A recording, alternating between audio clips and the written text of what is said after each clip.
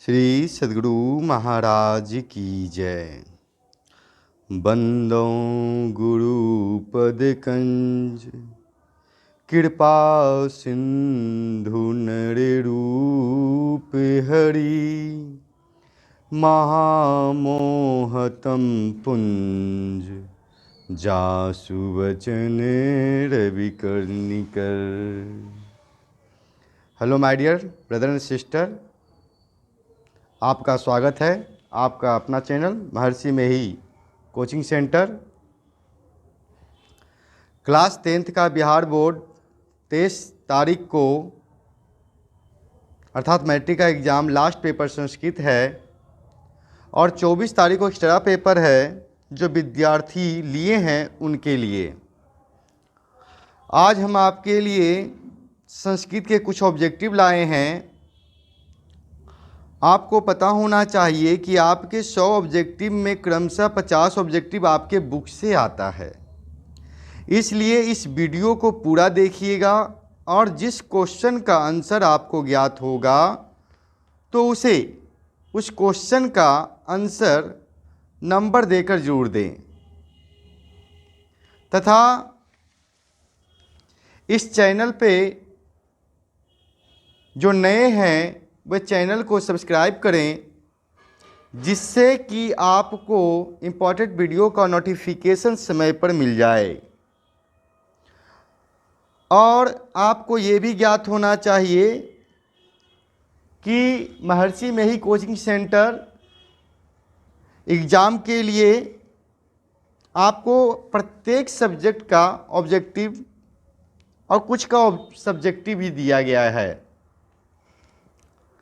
और आगे के दिनों में क्लास से रिलेटेड, चाहे वह 9th क्लास हो, 11th क्लास हो, 10th क्लास हो, 10+2 हो, ये सभी क्लासेज का मैथ का सॉल्यूशन लेकर इस चैनल पर आएंगे।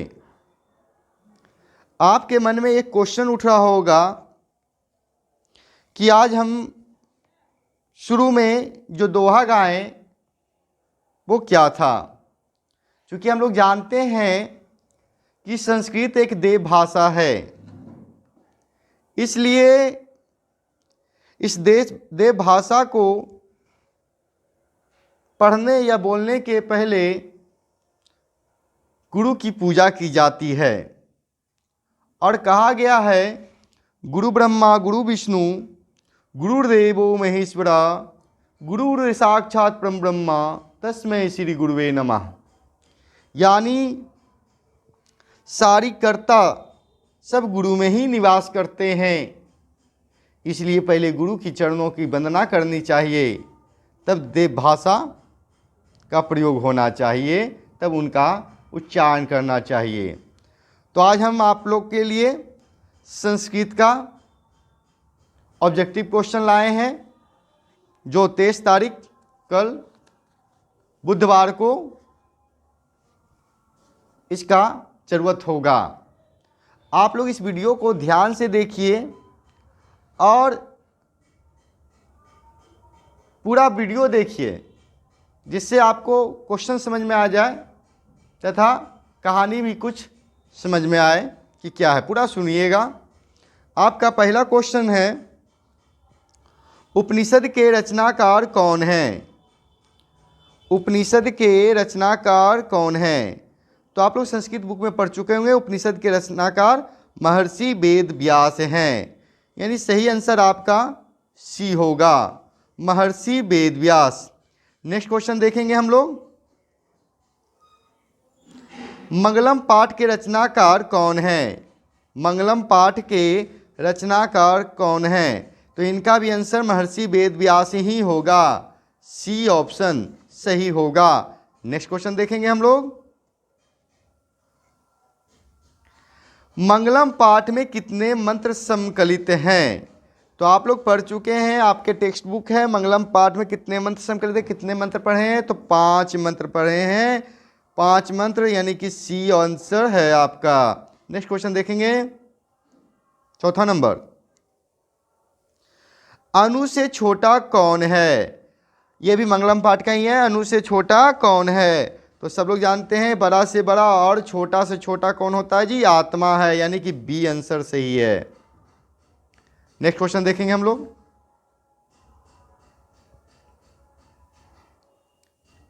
बहती नदी कहाँ मिलती है? बहती नदी कहाँ मिलती है? तो सब लोग जानते हैं सभी नदियों का एक ही ठिकाना होता है, वो है क्या? समुद्र। इसका भी आंसर सी ही होगा। Next question.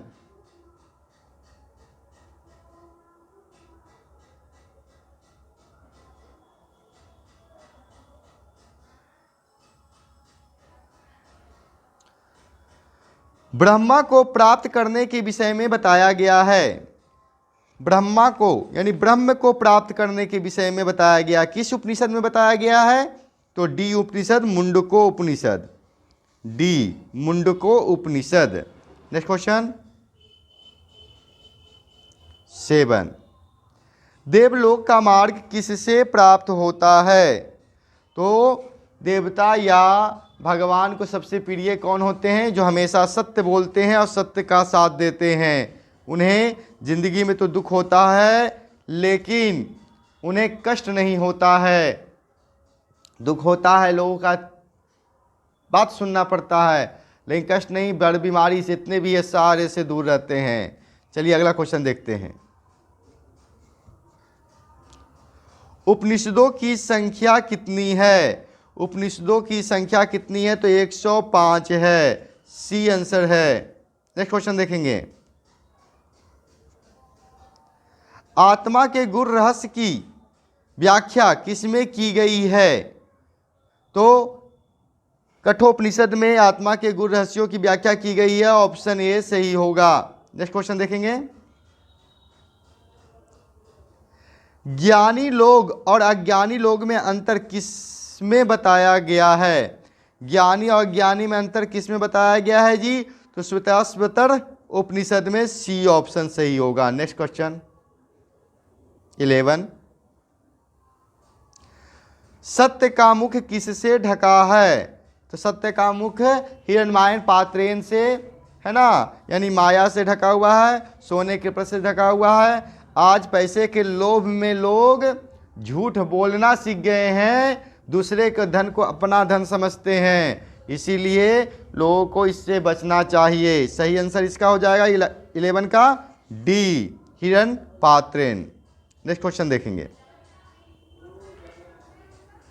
यूनान का राजदूत कौन था? यूनान का राजदूत कौन था? तो यूनान का राजदूत कौन था जी? मेगास्थनीज था, यानी कि ये ऑप्शन सही होगा। ध्यान से देखिए, समझिए और कल एग्जाम में जाके लिख डालिए। नेक्स्ट क्वेश्चन देखेंगे। पाटलिपुत्र किस राज्य की राजधानी है? पाटलिपुत्र यानी कहने का पटना। अभी वर्तमान समय इसका नाम पटना है। आप लोग समझ गए होंगे कि पटना किसकी राजधानी है, तो ऑप्शन इसका ए होगा, बिहार राज्य की। इस क्वेश्चन देखेंगे। महावीर मंदिर कहाँ स्थित है? आप लोग जानते हैं पटना महावीर मंदिर, यानी सी ऑप्शन सही। नेक्स्ट क्वेश्चन देखेंगे।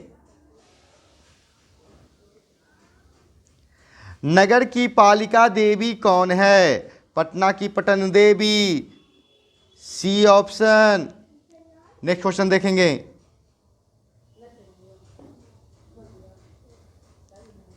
कौमुदी महोत्सव कहाँ मनाया जाता है? तो पाटलिपुत्र, यानी कि सी ऑप्शन इसका भी होगा। नेक्स्ट क्वेश्चन देखेंगे।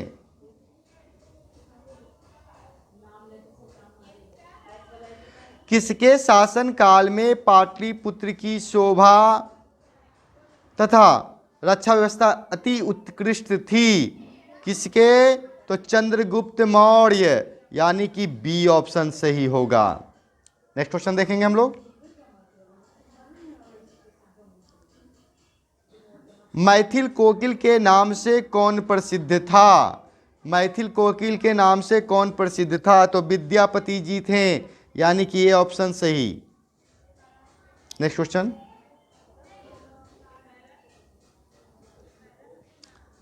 उन्नीस नंबर। अलस कथा पाठ कहाँ से संकलित है? पुरुष परीक्षा से, बी ऑप्शन सही होगा इनका। नेक्स्ट क्वेश्चन देखेंगे हम लोग।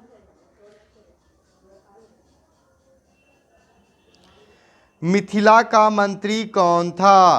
अलस कथा का है जी, आप लोग जानते हैं, बिरसेश्वर, बीरेश्वर, यानी कि डी ऑप्शन सही होगा। नेक्स्ट क्वेश्चन देखेंगे।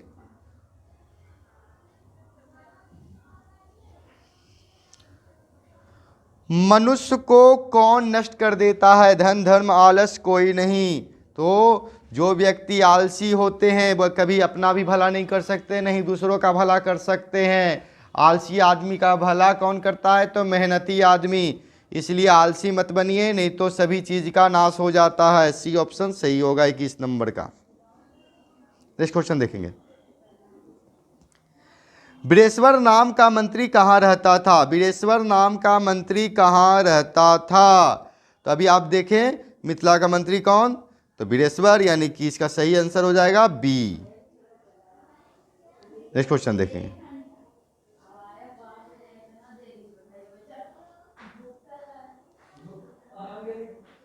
आलसियों को कौन अन्न और वस्त्र देते थे? आलसियों को कौन अन्न और वस्त्र देते थे? तो बीरेश्वर, डी ऑप्शन सही। नेक्स्ट। आलसी पुरुष कितने थे? आलसी पुरुष कितने थे? तो आलसी पुरुष की संख्या कितनी थी जी? तो 4 थी। नेक्स्ट क्वेश्चन देखेंगे।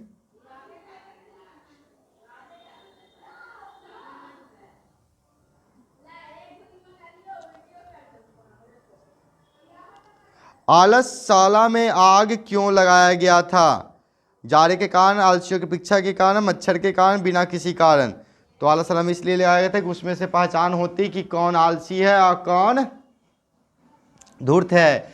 जब आलसशाला में आग लगाया गया तो जितने भी धूर्त थे वो पहले भाग गए और आलसी लोग कंबल उठा उठा के, कहें जो भींगा हुआ था उसको ओढ़ लिया। वो एक दूसरे को बोलते थे बुझाओ बुझाओ बुझाओ, लेकिन नहीं, तो आलसियों को झोट पकड़कर, केस पकड़कर बाहर निकाला गया। यानी कि सही ऑप्शन इसका बी हो जाएगा। Next question.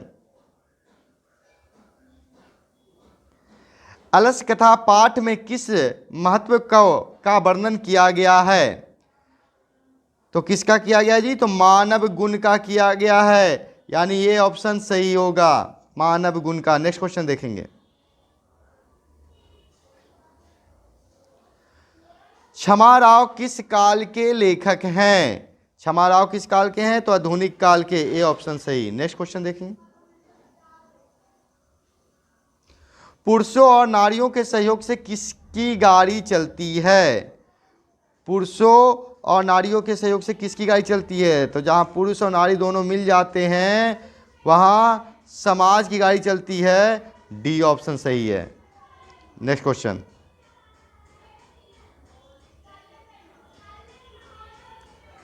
कंपन राय की रानी कौन थी? कंपन राय की रानी कौन थी? तो कौन थी जी? Ganga Devi, C option. इंद्राणी का वर्णन किस वेद में है?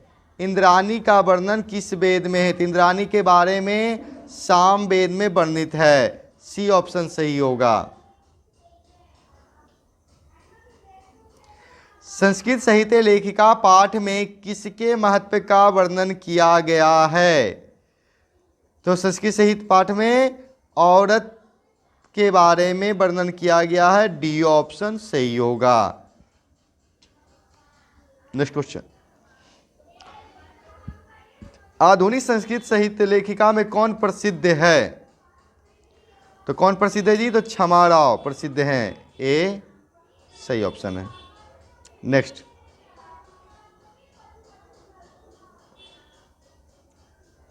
तैंतीसवां क्वेश्चन है, ऋग्वेद में कितने महिलाओं का वर्णन है?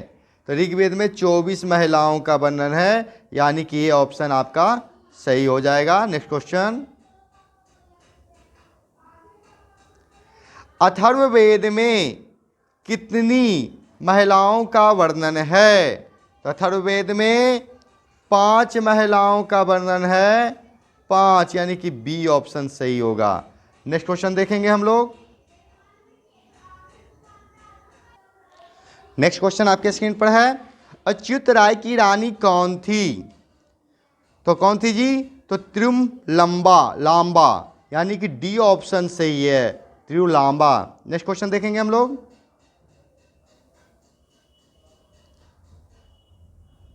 किस युग में मंत्रों की दर्शिका ने केवल ऋषि बल्कि ऋषिका भी थी? किस युग में थी जी?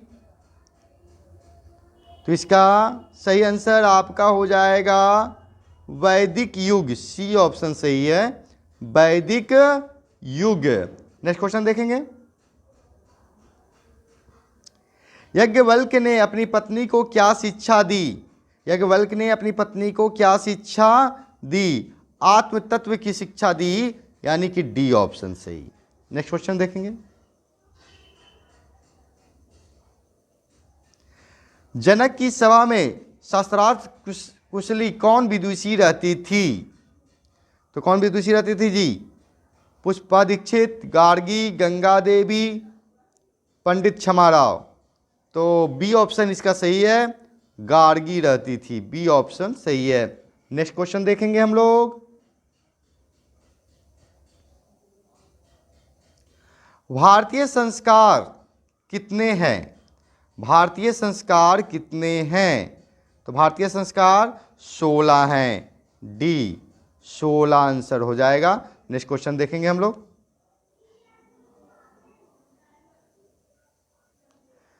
शिक्षा संबंधी कितने संस्कार हैं? शिक्षा संबंधी कितने संस्कार हैं? तो आंसर 5 हो जाएगा, सी ऑप्शन सही है। Next question.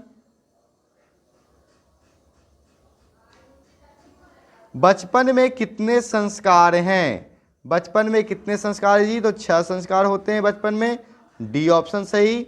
Next question.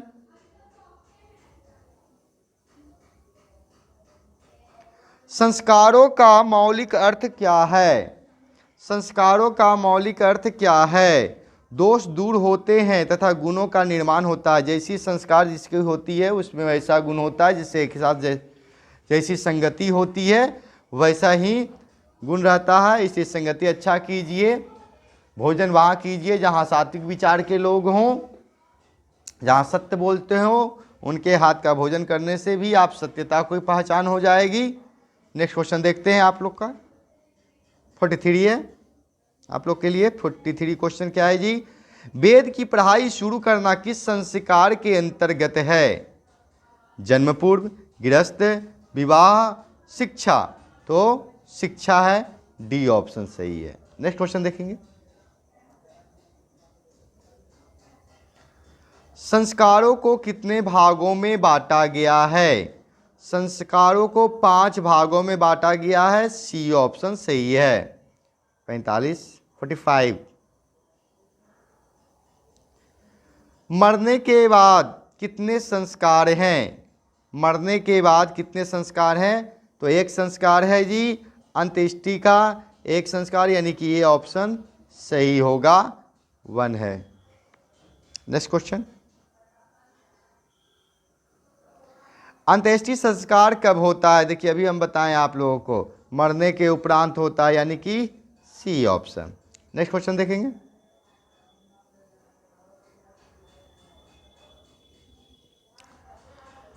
अक्षर आरंभ करना किस संस्कार के अंतर्गत आता है? जन्म पूर्व, गृहस्थ, विवाह, शिक्षा। तो अक्षर की शुरुआत कब होती है? शिक्षा में, डी ऑप्शन। नेक्स्ट क्वेश्चन देखेंगे।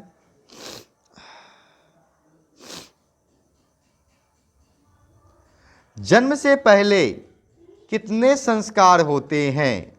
तो 3 होते हैं, बी ऑप्शन सही है। 49 गृहस्थ के कितने संस्कार हैं? गृहस्थ के कितने संस्कार हैं? तो 1 संस्कार है, यानी कि ये ऑप्शन। Next question.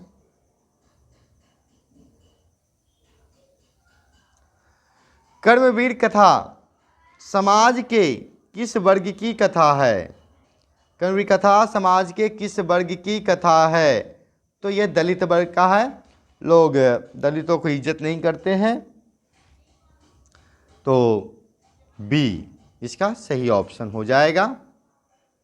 और जो अभी तक चैनल को सब्सक्राइब नहीं किए हैं तो चैनल को सब्सक्राइब कर दीजिए, बेल आइकन को क्लिक कर दीजिए जिससे आपको समय पे नोटिफिकेशन मिल जाए, तथा जिनको वीडियो पसंद आए वो लाइक एंड शेयर ज़रूर करें, सब्सक्राइब भी करें। अगर ना पसंद आए तो आप इसे छोड़ भी सकते हैं। चलिए आगे क्वेश्चन देखते हैं।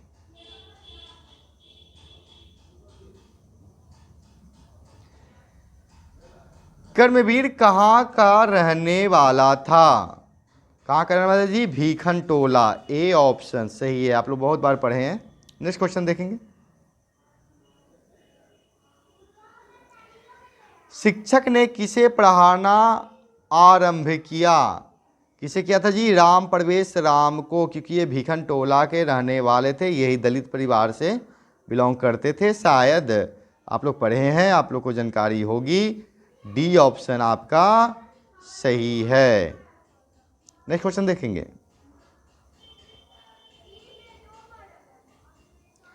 भीखनटोला किस प्रांत में है? तो बिहार में है, यानी कि ये ऑप्शन सही होगा। नेक्स्ट क्वेश्चन देखेंगे हम लोग।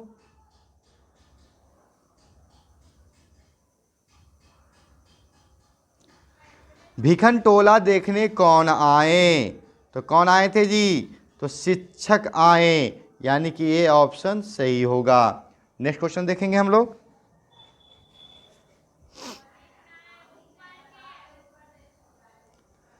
कर्मवीर ने कौन सा पद प्राप्त किया? कर्मवीर ने कौन सा पद प्राप्त किया?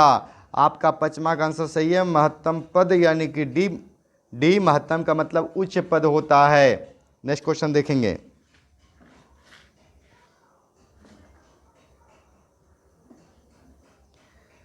परिश्रमी पुरुष को कौन वर्ण करती है? परिश्रमी पुरुष को कौन वर्ण करती है? तो लक्ष्मी करती है, यानी कि बी ऑप्शन सही। नेक्स्ट क्वेश्चन देखेंगे।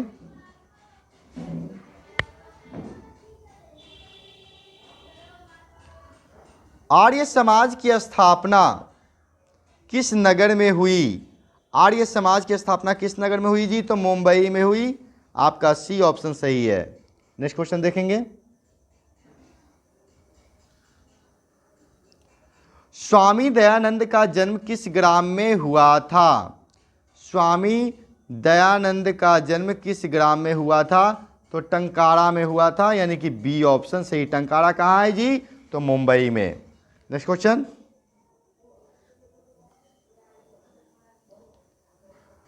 आर्य समाज की स्थापना कब हुई? आर्य समाज की स्थापना कब हुई? 1875, 1875। बी ऑप्शन आपका सही है। नेक्स्ट क्वेश्चन देखेंगे।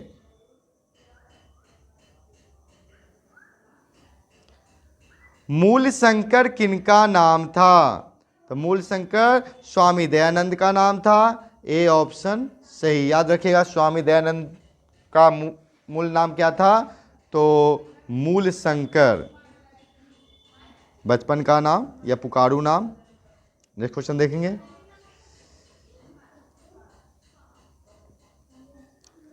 आर्य समाज के संस्थापक कौन थे? आर्य समाज के संस्थापक कौन थे? आप लोग बचपन से पढ़ते हुए आए हैं, घर में जवाब देते हुए आए होंगे। स्वामी दयानंद, दयानंद सरस्वती, इनका पूरा नाम है स्वामी दयानंद सरस्वती। डी ऑप्शन सही है। नेक्स्ट क्वेश्चन देखेंगे।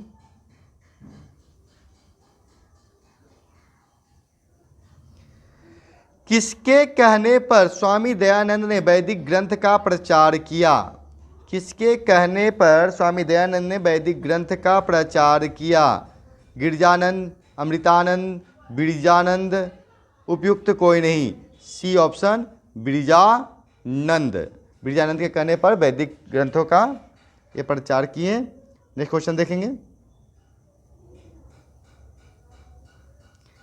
निम्न में कौन मूर्ति पूजा के विरोधी थे? तो सब लोग जानते हैं स्वामी दयानंद। क्यों थे जी मूर्ति पूजा के विरोधी? कैसे हो गए?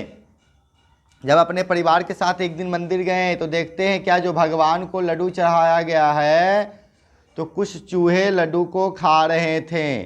तब इनके मन में यह आया कि भगवान जब अपनी स्वयं रक्षा नहीं कर सकते हैं तो हमारी क्या रक्षा करेंगे। उस समय से वह मूर्ति की पूजा का विरोधी हो गए हैं। मूर्ति पूजा करना पसंद नहीं था, इसलिए मूर्ति पूजा वो नहीं करते थे। उनका कहना था कर्म ही पूजा है, अगर आप कर्म कीजिएगा तब तो ठीक है। अभी मैट्रिक का एग्ज़ाम है, बहुत लोगों ने मंदिरों में जा के गोर लगे टिक किए होंगे और भगवान से गच्छे होंगे कि हे भगवान हमको पास कर दीजिए, तो मैं 1 किलो लड्डू चढ़ाऊँगा, आधा किलो लड्डू चढ़ाऊँगा, मैं फिर आऊँगा मंदिर में। ऐसा भगवान को तब भगवान क्या घूस लेते हैं जी? आप लोग जो 1 किलो लड्डू चढ़ाते हैं वो भी भगवान नहीं खाते हैं, लड्डू दिखा देते हैं भगवान को, वापस लेके चलाते हैं। इसलिए जो कर्म करते हैं उन्हें सफलता जरूर मिलती है। आगे क्वेश्चन देखेंगे हम लोग।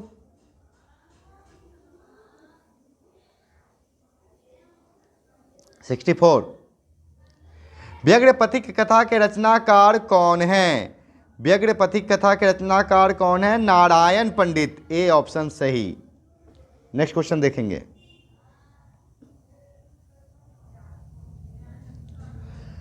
व्यग्रपथिक कथा हितोपदेश के किस खंड से लिया गया है?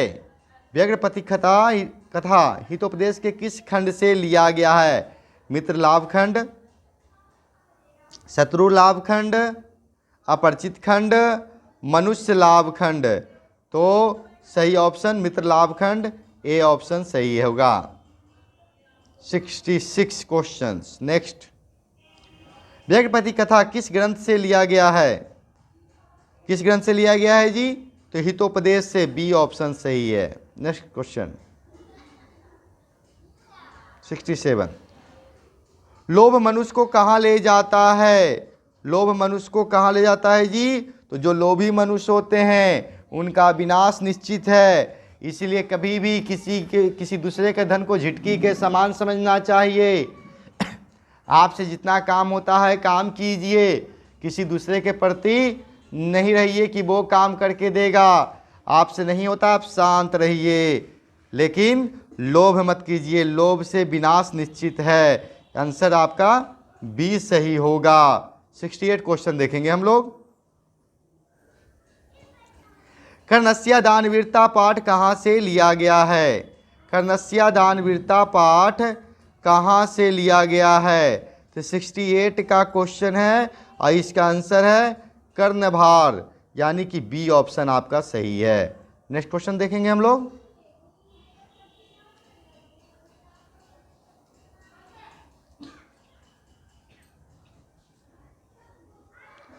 महातरमा भिक्षमा याचे, ऐसा किसने कहा? तो ऐसा किसने कहा? शक्र ने कहा। ए ऑप्शन आपका सही है। नेक्स्ट क्वेश्चन देखेंगे।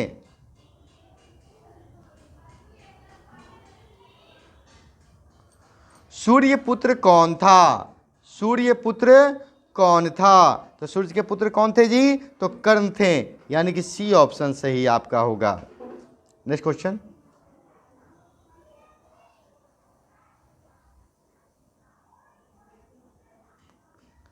भास के कितने नाटक हैं? भास के कितने नाटक हैं? इनका सही आंसर है 13।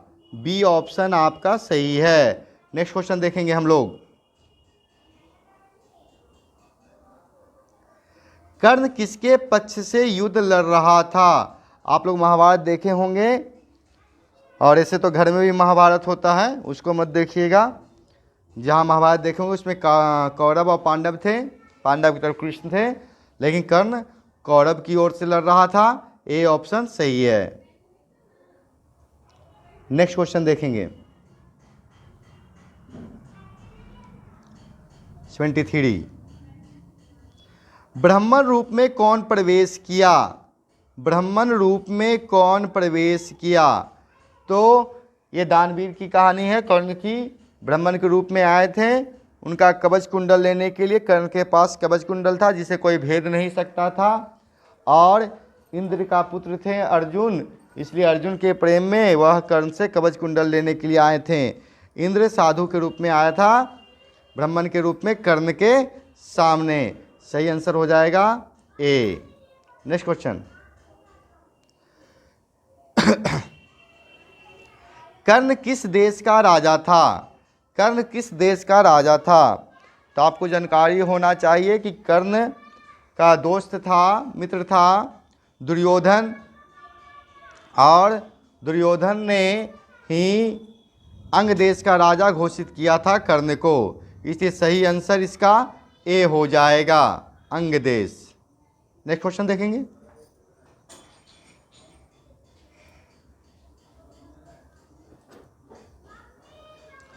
कर्णभारम नाटक किसकी रचना है? कर्णभारम नाटक किसकी रचना है? तो भास की, यानी कि ये ऑप्शन सही हो जाएगा। नेक्स्ट क्वेश्चन देखेंगे हम लोग, कवच और कुंडल किसके पास था?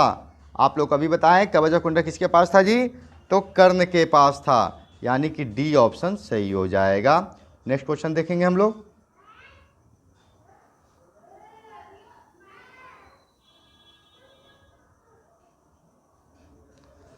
भारतवर्ष में किसकी महती परंपरा सुनी जाती है?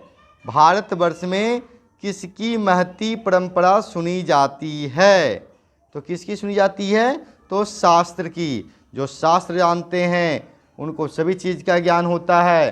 किताबी ज्ञान सबसे ज़्यादा ज्ञान नहीं है, कुछ और ज्ञान भी होना चाहिए। लोग किताब पढ़ पढ़ के विद्वान तो बन जाते हैं, लेकिन और नॉलेज नहीं रहने के कारण वो परिवार से दूर रहते हैं, संस्कार उनमें नहीं आता है।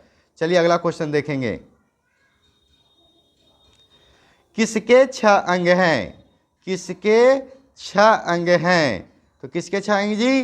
तो 78 का सही जवाब है, 78 का 78 का डी ऑप्शन सही, वेद के। यानी वेदांग कितने हैं? क्वेश्चन आ सकता है इस तरह से भी, वेदांग कितने हैं? तो वेदांग जैसे ही पूछेगा तो वेद के अंग यानी कि 6। नेक्स्ट क्वेश्चन देखेंगे, किसका व्याकरण प्रसिद्ध है? किसका व्याकरण प्रसिद्ध है? तो 79 का पाणिनि, यानी कि बी ऑप्शन सही। नेक्स्ट क्वेश्चन देखेंगे, 80, ज्ञान का शासक कौन होता है? ज्ञान का शासक कौन होता है? तो ज्ञान का शासक होता है शास्त्र। जो शास्त्र जानते हैं वो ज्ञानी होते हैं, ए ऑप्शन। और जिनके पास पूरा ज्ञान होगा वो विवेकी भी होंगे, बुद्धिमान भी होंगे, क्योंकि कहा गया है अधजल गगरी छलकत जाए।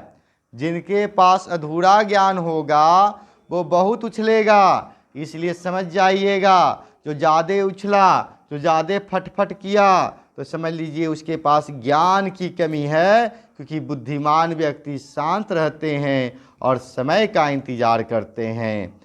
नेक्स्ट क्वेश्चन देखेंगे हम लोग, 81, निरुक्त के रचयिता कौन है? निरुक्त के रचयिता कौन है? तो इनका सही जवाब यास्क होंगे, डी ऑप्शन सही है। नेक्स्ट क्वेश्चन देखेंगे हम लोग,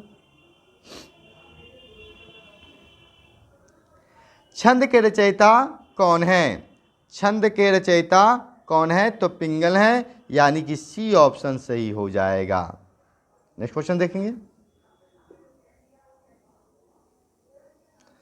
कर्मकांड के रचनाकार कौन है? कर्मकांड के रचनाकार कौन है? तो गौतम है, बी ऑप्शन सही हो जाएगा। नेक्स्ट क्वेश्चन देखेंगे हम लोग, संख्या दर्शन के संस्थापक कौन है? संख्या दर्शन के संस्थापक कौन है? तो कपिल हैं, ये ऑप्शन सही हो जाएगा। नेक्स्ट क्वेश्चन देखेंगे, योग दर्शन के संस्थापक कौन है? योग दर्शन के संस्थापक कौन है? तो आप लोग जानते हैं योग के बारे में कौन बताते हैं जी? अभी कौन गुरु जी हैं जी? रामदेव जी। रामदेव किनके जुड़े हुए हैं? पतंजलि ग्रुप से जुड़े हुए हैं, यानी कि योग दर्शन के संस्थापक आपके पतंजलि हैं। नहीं मालूम रहेगा तो योग गुरु का नाम याद कर लीजिएगा, रामदेव बाबा, तो पतंजलि याद जुड़ आ जाएगा, बी ऑप्शन सही। नेक्स्ट क्वेश्चन, न्याय दर्शन के संस्थापक कौन हैं? न्याय दर्शन के संस्थापक कौन है? तो गौतम है, सी ऑप्शन सही। नेक्स्ट क्वेश्चन देखेंगे। वैशेषिक दर्शन, वैशेषिक दर्शन के संस्थापक कौन है? इनके बारे में केमिस्ट्री में पढ़ना है। इन्होंने ही परमाणु के पहले खोज किया था, लेकिन अभी डाल्टन का नाम ज़्यादा प्रसिद्ध है, तो आप लोग समझ गए होंगे कौन है। तो डी कनाद, डी कनाद है। भारतीयों ने हर एक चीज़ का खोज किया, लेकिन नाम विदेशियों को पड़ा। इसीलिए हम लोग पढ़ाई करें, पढ़ाई पर ध्यान दें और बातें उतनी ही करें जितनी करने लायक हो। अपने आप को ज़्यादा बुद्धिमान कहना भी सेहत के लिए हानिकारक है। बुड़बक बनकर लोग ज्ञान ले सकते हैं, लेकिन तेज बनकर कोई ज्ञान नहीं लेता। नेक्स्ट क्वेश्चन देखेंगे 88। मीमांसा दर्शन के संस्थापक कौन हैं? मीमांसा दर्शन के संस्थापक कौन हैं? तो जैमिनी, यानी कि डी ऑप्शन सही है। और आपका अंतिम क्वेश्चन है संस्कृत का, चरक संहिता। चरक संहिता क्या है? तो चरक संहिता क्या है ये आप लोग जानते हैं। इसमें चरक संहिता में आयुर्वेद शास्त्र के बारे में वर्णन किया गया है। ए इसका सही आंसर है। और आप लोग जानते हैं सारे दवा साइड इफ़ेक्ट हो सकते हैं। एक आयुर्वेदिक दवा है जो जड़ी बूटी से बनता है, पेड़ पौधे से बनता है। तो हम लोग जितना ही पेड़ पौधे बचाएंगे अपने शरीर को स्वस्थ रख सकते हैं। लेकिन आज जनसंख्या बढ़ने के कारण पेड़ पौधे का विनाश हो रहा है और बेरोजगारी इतनी बढ़ती जा रही है, कीमतें इतनी बढ़ती जा रही हैं हर एक सामानों का। इस पर विचार करने की बात है। हम लोग जो खेतों को बेचकर और वहाँ बिल्डिंग खड़ा करवा रहे हैं, इसको रोकना होगा।